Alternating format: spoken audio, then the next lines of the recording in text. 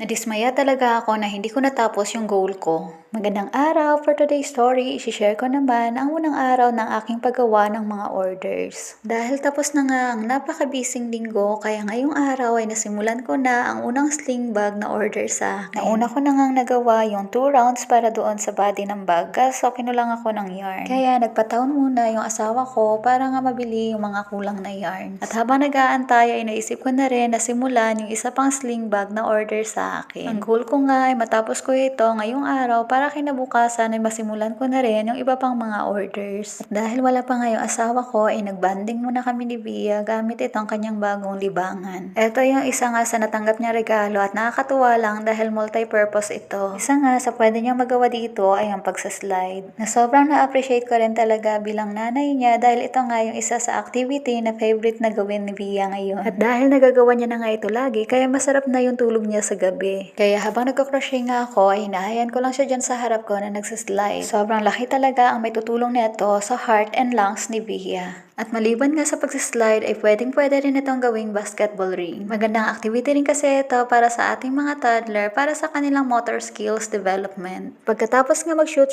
ni Bia ay sinubukan ko naman itong gawing rocking chair. Gustong-gusto rin talagang gawin ito ni Bia. At dito nga sa may gilid ay merong talking toy na pwede ring paglibangan ng ating mga toddler.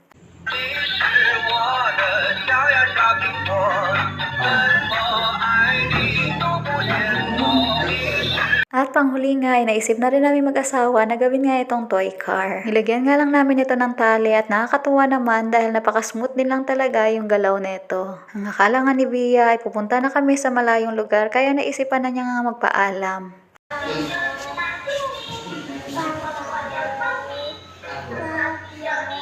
Natigilan muna nga kami ni Bia sa paglalaro dahil naisipan ko nga i-open muna itong parcel na dumating. Salamat nga sa Diyos na dumating na itong mga strap para sa bag na in-order ko nga nung nakaraang pang-araw. At yung mga zipper na lang nga yung inaantay ko ngayon. At habang tulog na nga si Bia ay dumating na rin yung asawa ko. Kaso sad to say ay hindi nga nagtugma yung color ng yarn na nabili niya dito sa ginagawa ko. Dahil nga dyan ay nadismaya talaga ako na hindi ko matatapos yung goal ko ngayong araw. Kaya instead nga magpasalamat ay nakapagreklamo pa talaga ako. Nahirapan din nga pala maghanap yung asawa ko dahil marami pang close na store sa town. Kaya nung na-realize ko nga yun ay nag-sorry din naman agad ako sa kanya. Kung hindi ko nga matatapos ito ngayon ay meron pa rin namang bukas. At yan na lang muna ngayong story ko ngayong araw. Ako si Mama Care. Thank you for watching!